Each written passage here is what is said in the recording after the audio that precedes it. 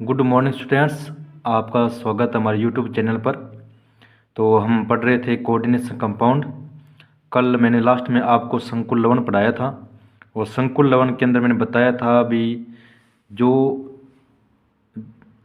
Ion टूट नहीं पाते वो भाग होता है वो अनायनित होता है, दूसरा भाग आयनित भाग होता है। और इसके अंदर जो धातु है उससे लिगैंड जुड़े रहते हैं, किस बंध के द्वारा? उपक्षय सूचक बंध के द्वारा जुड़े रहते हैं। और जो ये होते हैं इसको लिगैंड कहते हैं। ये सेंट्रल मेटल है, केंद्रीय धातु, ये आयन है। अब इसके आगे अपने को अध्ययन करना था भी क्या कुछ है क्या कुछ नहीं है। तो ये हमारे संकुल यौगिक थे, कल हमने पढ़ा था। तो मैं वापस से एग्जांपल ले रहा हूँ। एक उदाहरण लिया है मैंने K4FeCN6 ये लिए। सबसे पहले मैं आपको बता देना चाहता हूँ भी जो केंद्रीय धातु होती है वो या तो धनायन हो सकता है या उदासीन हो सकता है, धनायन या उदासीन हो सकता है। एक ये कैसी स्पीशीज होती है? ग्राही स्पीशीज होती है। कैसी होती है? ग्राही स्पीशीज होती है, यानी कि ये क्या करेंगे? ग्रहण करेंगे। ठीक है, इलेक्ट्रॉन को क्या करेंगे? ग्रहण करेंगे। धनायन स्पीशीज होती है। और जो ये लिगेंड है ये कैसी है? ये प्रवृत्ति होती है दाता की, ये डोनर होता है, ये एक्सेप्टर, ये डोनर दाता होता है। ये लिगेंड होते हैं, लिगेंड कहते हैं। ये अपना लोन पे डोनेट करते हैं। इनके पास कम से कम एक लोन पे होना चाहिए। क्या होना चाहिए? लोन पे होना चाहिए। ये धनात्मक हो सकते हैं, यानी कि पॉजिटिव हो सकते हैं, ये नेगेटिव भी हो सकते हैं और ये न्यूट्रल भी हो सकते हैं। न्यूट्रल, नेगेटिव, पॉजिटिव सारे प्रकार के हो सकते हैं, लेकिन इनके पास कम से कम एक लोन पेयर होना चाहिए, इनकी इलेक्ट्रॉन दान करने के लिए होना चाहिए। और ये किसकी तरह व्यवहार करते हैं? जो लिगेंड होते हैं वो लुईस क्षार की तरह बिहेव करते हैं, क्योंकि इनके पास क्या होती है? इलेक्ट्रॉन मौजूद होता है, ये दे सकते हैं, तो लुईस क्षार। और जो धनायन होते हैं ये किसकी तरह करते हैं? लुईस अम्ल की तरह व्यवहार करते हैं। किसकी तरह बिहेव करते हैं? लुईस अम्ल की तरह बिहेव करते हैं। तो वापस फिर समझ लिए, जो केंद्रीय धातु है वो धनायन हो सकती है, उदासीन हो सकती है, ये ग्राही स्पीशीज होती है। और इसमें इलेक्ट्रॉन कमी है, ये इलेक्ट्रॉन लेना पसंद करती है, ये ग्राही है, तो ये लुईस अम्ल है। और ये लुईस दाता है, लुईस क्षार है, ये दाता है। लोन पर होना चाहिए कम से कम एकाकी इलेक्ट्रॉन युग्म। ये पॉजिटिव हो सकते हैं, नेगेटिव हो सकते हैं और न्यूट्रल भी हो सकते हैं। इनका हम आगे अध्ययन करेंगे लिगेंड के बारे में। अब क्या है? धातु लिगेंड द्वारा किस बंध के द्वारा जुड़ी रहती है? उपक्षय सूचक बंध के द्वारा। लिगेंड एक ऐसी स्पीशीज है जो अपने इलेक्ट्रॉन धातु को किस बंध के द्वारा देती है? उपक्षय सूचक बंध के द्वारा आपस में जुड़े रहते हैं। जब हम इनका जल में वियोजन करवाते हैं, इस उपक्षय संयोजक यौगिक का, संकुल यौगिक का जब अपने टेस्ट करवाते हैं तो ये अपनी आइडेंटिटी अलग नहीं करता। ये अलग रहता है, ये अलग रहता है, दो ही आयन मिलेंगे, ये मेटल अलग नहीं होगा। कैसे नहीं होगा? मैं आपको बता रहा हूँ भी। जैसे ये सोल्यूशन बना दिया इसका, आपने क्या बना दिया? सोल्यूशन बना दिया आपने। सोल्यूशन में एक तो अपने को मिलना चाहिए फेरस आयन, एक मिलना चाहिए साइनाइड आयन और एक मिलना चाहिए पोटेशियम आयन। लेकिन हम जब देखते हैं सोल्यूशन के अंदर तो हमें पोटेशियम आयन तो मिल जाएगा, लेकिन फेरस नहीं मिलेगा, साइनाइड नहीं मिलेगा। ये अपने आइडेंटिटी नहीं खोते हैं, ये इसी रूप में रहते हैं। ये FeCnCx-4 के रूप में रहते हैं, ये अपने आइडेंटिटी नहीं खोते हैं। तो ऐसे जो यौगिक होते हैं वो कौन से यौगिक कहलाते हैं? उपक्षय संयोजक यौगिक कहलाते हैं। अब इसका आगे अपने अध्ययन करेंगे भी इनके अंदर क्या क्या मतलब नामकरण है इनका, भी किस के जो घटक है, संकुल लवण के जो घटक है अपने को वो पढ़ने हैं। तो मैं आपको अब आगे संकुल लवण के घटक पढ़ाऊंगा। चलिए अपने पढ़ेंगे संकुल लवण के घटक। कौन कौन से घटक है? तो देखिए, एक उदाहरण के द्वारा अपने इसको ध्यान से समझ सकते हैं। ये मैंने एक उदाहरण लिया। जब इसके आयन बनाएंगे, अपने जल में करेंगे, जब एक तो बन जाएगा पोटेशियम आयन, अलग हो जाएंगे। एक क्या होगा? संकुल लवण है वो अलग हो जाएगा। हो गया दोनों अलग। तो यानी कि ये तो आयनों विभक्त हो गया, लेकिन ये नहीं हुआ। तो हम इसको क्या कह सकते हैं? दो भाग हुए, इस भाग को कहते हैं आयनीकृत भाग, जो आयनीकृत हो गया। और जो नहीं हुआ उससे हम क्या कहते हैं? अनआयनीकृत भाग कहते हैं। क्या कहते हैं? अनआयनीकृत भाग कहते हैं। ठीक है। और जो अनआयनीकृत भाग होता है ना, उसको हम कहते हैं समन्वय मंडल। क्या कहते हैं? समन्वय मंडल कहते हैं। कोऑर्डिनेशन स्फीयर बोलते हैं। क्या बोलते हैं? कोऑर्डिनेशन स्फीयर बोलते हैं। जो आयनीकृत है उससे हम कहते हैं आयनन मंडल। क्या कहते हैं? आयनन मंडल कहते हैं आयोनाइजेशन, आयोनाइजाइड स्पेयर बोलते हैं इसको, ठीक है, जो आयनीकृत हुआ। इसी तरीके से एक एग्जाम्पल और ले सकते हैं अपने, क्या ले सकते हैं, AgNH3 का होल ट्वाइस और बाहर आ गया क्लोरीन। इसके भी अलग करेंगे तो साइड में क्या मिल जाएगा, क्लोरीन मिल जाएगा एक तो, और यहाँ क्या मिलेगा, AgNH3 का होल ट्वाइस और ऊपर क्या मिलेगा, पॉजिटिव चार्ज मिलेगा। तो इसमें भी ये कौन सा भाग है, अनायनीकृत, ये कौन सा आयनीकृत, यानी कि ये नॉन आयोनाइजाइड और ये क्या आयोनाइजाइड, ठीक है। तो ये अनायनीकृत, ये आयनीकृत, ये समन्वय मंडल है, ये क्या है, आयनीकृत भाग है, इनका आयनन मंडल है। अब समन्वय मंडल होता है ना, वो 3 प्रकार का होता है। कितने प्रकार का होता है, 3 प्रकार का होता है। अगर उसके ऊपर पॉजिटिव चार्ज आया तो धनायनिक समन्वय मंडल, अगर नेगेटिव चार्ज आया तो उसे हम क्या कहते हैं, ऋणायनिक आयनन समन्वय मंडल, और अगर कोई चार्ज नहीं आया तो उसे हम क्या कहते हैं, उदासीन समन्वय मंडल बोलते हैं। तो देखिए अब अपने पास जो ये एग्जाम्पल, ये इसके ऊपर कौन सा चार्ज है, माइनस, तो ये कौन सा आएगा, ऋणायनिक समन्वय मंडल। इस पर कौन सा चार्ज है, पॉजिटिव, तो ये कौन सा आएगा, धनायनिक समन्वय मंडल। और देखो एक एग्जाम्पल लेता हूँ PtCl4, इस पर कोई चार्ज नहीं आएगा तो ये कौन सा हो जाएगा, अपने उदासीन हो जाएगा। या अपने निकल टेट्रा कार्बोनिल लेते हैं तो इसमें क्या आता है, कोई चार्ज नहीं आता, उदासीन है। निकल टेट्रा कार्बोनिल ये कैसे है, उदासीन है, इसका कोई चार्ज नहीं आया, उदासीन हो गया, तो ये उदासीन समन्वय मंडल आ गया। और जो बाहर वाला होता है, वो जो समन्वय मंडल के बाहर वाला है ना, जो ये समन्वय मंडल है इसके बाहर वाला है, ये समन्वय मंडल इसके बाहर वाला है, वो पॉजिटिव नेगेटिव होते हैं। ये पॉजिटिव है तो ये नेगेटिव होगा, देखो कॉमन सेंस की बात है, ये पॉजिटिव है तो ये नेगेटिव होगा, और ये पॉजिटिव है तो ये नेगेटिव होगा, ये कॉमन सेंस की बात अपने। तो ये अगर ऋणायनिक तो ये धनायनिक, ये धनायनिक तो ये ऋणायनिक। तो आपको पता लग गया आयनन मंडल भी 3 प्रकार के हो गए ना, सॉरी 2 प्रकार के हो गए, कौन सा हो गया, धनायनिक और ऋणायनिक भाग हो गया, ये आपको पता लग गया। तो मैंने इस समन्वय मंडल बता दिया। अब क्या होता है, संकुल लवण होते हैं ना, वो भी 2 प्रकार के होते हैं। संकुल लवण भी क्या होते हैं, 2 प्रकार के होते हैं। जैसे इसके अंदर जो लिगेंड जुड़े हैं वो सारे के सारे जो 6 के 6 वो सेम है, साइनाइड है। अगर इसकी जगह चेंज होकर कोई 2 कंपाउंड आ जाए, यानी कि इसके अंदर तो एक ही डोनर है, एक ही दाता परमाणु है कार्बन, अगर इसके अंदर 2 आ जाए तो वो क्या बन जाएगा, अलग हो जाएगा ना। तो इसी तरीके से ये 2 भाग हो गए। कौन कौन से होगी देखते जाना।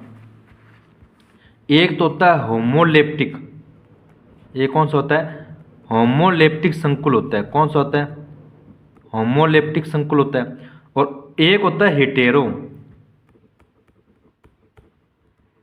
हेटेरोलेप्टिक संकुल, होमोलेप्टिक हेटेरोलेप्टिक। होमोलेप्टिक में क्या होता है, जब सारे के सारे क्या हो, लिगेंड सेम हो, जैसे साइनाइड है सारे। हेटेरोलेप्टिक है जब संकुल के अंदर जो लिगेंड है वो अलग अलग हो, जैसे मैंने 4 तो साइनाइड लगा दिए और 2 क्लोरीन लगा दिए, तो क्या हो गया, ये अलग अलग हो गए ना, क्योंकि इसके अंदर 4 तो डोनर दाता कौन है, कार्बन, और 4 दाता परमाणु कौन है, क्लोरीन है, अलग अलग हो गए। तो जो अलग अलग दाता परमाणु आ जाए तो हेटेरो संकुल होता है, और जो इसमें सेम सेम आ जाए वो क्या, होमो, नाम से पता चला, होमो और हेटेरो। होमो मतलब सेम सेम और हेटेरो मतलब अलग अलग होता है।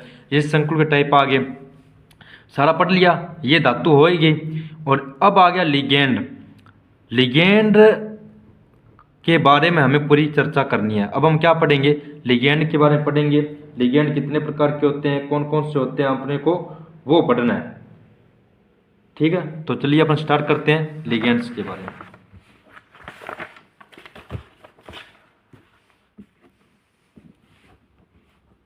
ये चलिए लिगेंड शुरू करते हैं अपना। लिगेंड का मैंने बताया था आपको भाई, ये लुईस क्षार होते हैं, ये इलेक्ट्रॉन दाता होते हैं, इन पर एक एकाकी इलेक्ट्रॉन युग्म होते हैं, ये पॉजिटिव नेगेटिव धनात्मक हो सकते हैं। तो मैं आपके इनके जो टाइप हैं वो बता देता हूँ, कौन कौन सा टाइप होता है। एक तो होता है दंतुकता के आधार पर, डेंटिसिटी के आधार पर, दंतुकता के आधार पर, ठीक है। और एक प्रकार आता है वो आता है आवेश के आधार पर, आवेश के आधार पर। और एक आता है डोनेशन के आधार पर, डोनेशन के आधार पर आता है। ठीक है, एक होता है डोनेशन, एक होता है दंतुकता के आधार पर, एक होता है आवेश के आधार पर। इसके अलावा एक दो और टाइप है वो अलग ही है, जैसे उभय दंतुक हो गया, चिलेट हो गया, फ्लेक्सिलेटेड हो गया, वो अलग चीज़ है। ठीक है, वो आपको मैं एक एक उदाहरण से समझा दूंगा। बाकी मुख्यतः अपने को जो दंतुकता का वाला प्रकार है ना, अपने को वही पढ़ना है, और आगे ये भी आपको बता देंगे, लेकिन ये तो थोड़ा बहुत आपके है। बाकी अपने को दंतुकता और आवेश के आधार पर पढ़ना है। दंतुकता का मतलब ये है कि लिगेंड कितने मतलब लोन पे दान कर रहा है। अगर एक दान करे यानी कि एक लोन पे डोनेट करे तो वो एक दंतुक, दो करे तो द्विदंतुक, और दो से ज़्यादा करे तो वो क्या होते हैं, पॉलीडेंटेंट होते हैं। जैसे मैं इस पर बताता हूँ, इस पर 3 प्रकार के हो गए दंतुकता के आधार पर। पहला आएगा मोनोडेंटेट, एक दंतुक यानी कि मोनोडेंटेट हो गया, और दो दे तो द्विदंतुक, और इससे ज़्यादा दे तो क्या कहलाता है, बहुदंतुक कहलाता है। क्या कहलाता है, बहुदंतुक। मोनोडेंटेंट लिगेंड, डाइडेंटेंट लिगेंड और पॉलीडेंटेंट लिगेंड, एक दंतुक, द्विदंतुक और बहुदंतुक। ठीक है, जिसके अंदर एक दे वो एक लोन पे डोनेट करे जो मोनो, दो दे वो डाई, तीन दे ट्राई, चार दे टेट्रा, पांच पेंटा, छह एक्सा। तो मैं सारे पढ़ रहे हैं। आवेश के आधार पर कौन कौन से होते हैं, ये भी 3 प्रकार के होते हैं। जिन पर आवेश पॉजिटिव होता है वो होता है धनायनिक लिगेंड, जिन पर नेगेटिव होता है वो ऋणायनिक लिगेंड होते हैं, और जिस पर कोई चार्ज नहीं होता वो क्या उदासीन लिगेंड होते हैं, न्यूट्रल लिगेंड होते हैं। डोनेशन के आधार पर 2 प्रकार के होते हैं, एक तो होता है क्लासिकल, एक तो होता है क्लासिकल, और एक होता है नॉन क्लासिकल। क्या होता है, नॉन क्लासिकल होता है। क्लासिकल के अंदर आता है जो दाता होते हैं, बस वो याद। तो इसके अंदर 2 आते हैं, एक तो है सिग्मा डोनर और एक कौन सा है पाई डोनर। और नॉन क्लासिकल के अंदर क्या होता है, डोनर के साथ साथ एक्सेप्टर भी होता है, तो वो कौन सा आएगा, पाई एक्सेप्टर आएगा। तो जितने भी पाई एक्सेप्टर लिगेंड है वो नॉन क्लासिकल होते हैं, और जितने भी डोनर होते हैं, सिग्मा डोनर, पाई डोनर होते हैं, वो कौन से आते हैं, क्लासिकल आते हैं। ये ग्राही टाइप के होते हैं और ये दाता होते हैं। ठीक है, आवेश के आधार पर पॉजिटिव, नेगेटिव, न्यूट्रल हो जाएगा। ये मैं आपको साथ के साथ समझाऊंगा। अपने को कौन सा पढ़ना है, दंतुकता के आधार पर पढ़ना है। एक दंतुक, द्विदंतुक, बहुदंतुक। बहुदंतुक के अंदर आगे और है, कौन कौन सा है वो मैंने आपको बता दिया। 3 आ जाए तो ट्राई, 4 आ जाए तो टेट्रा, 5 हो तो पेंटा, और 6 हो तो हेक्साडेंटेट पढ़ते हैं अपने। चलिए अब मैं आपको सभी के एक एक उदाहरण से आपको सारा समझाऊंगा डिटेल से। तो चलिए शुरू करते हैं अपने।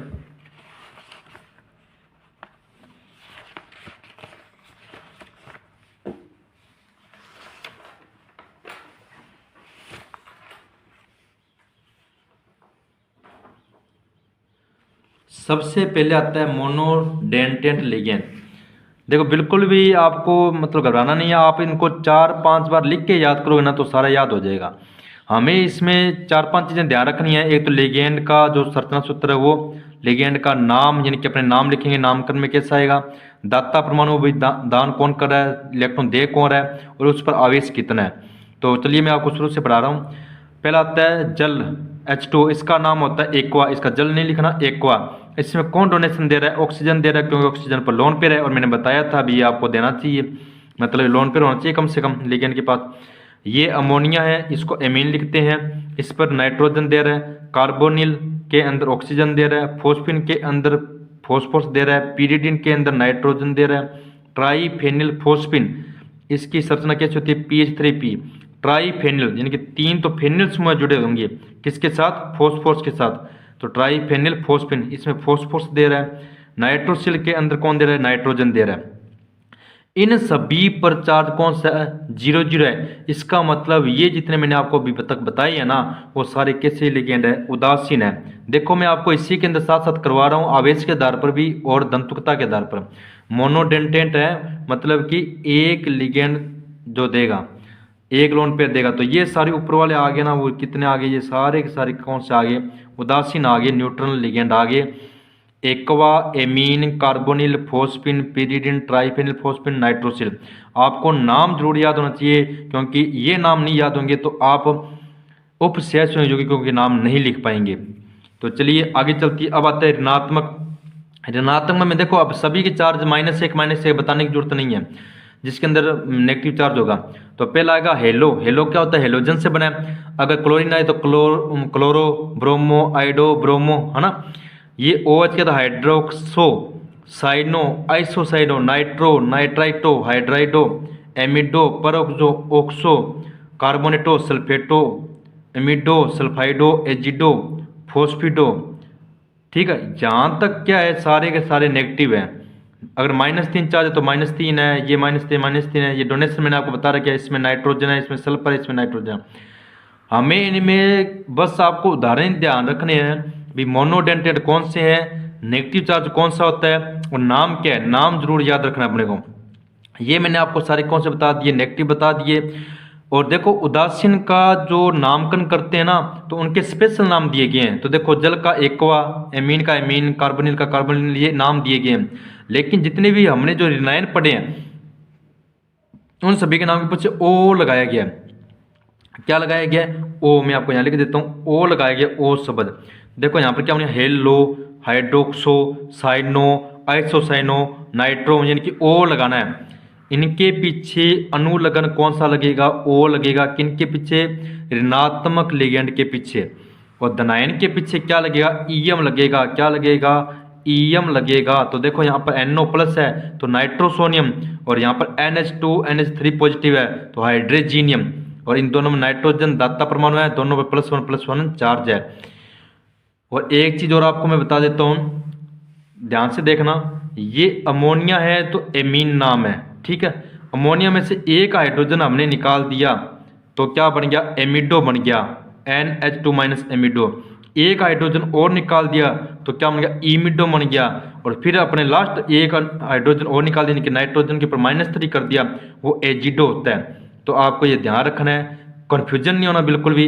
ये सारे सारे हमने क्या पढ़ लिए? मोनोडेंटेंट लिगेंड पढ़ लिए। ये आपको सारे याद कर लेने हैं, ठीक है। ये आपको सभी के सभी याद कर लेने हैं। मैं उम्मीद करता हूँ आपको पूरा लेक्चर समझ में आया होगा। कल हम इसके आगे अध्ययन और करेंगे। आपको बाइडेंटेंट, ट्राई, टेट्रा, पेंटा, उभयदंत तो सभी लिगेंड पढ़ाएंगे नेक्स्ट लेक्चर में। कोई भी डाउट हो, कोई भी कन्फ्यूजन हो तो आप कमेंट करके पूछ सकते हैं। वीडियो को लाइक कीजिए, शेयर कीजिए। धन्यवाद।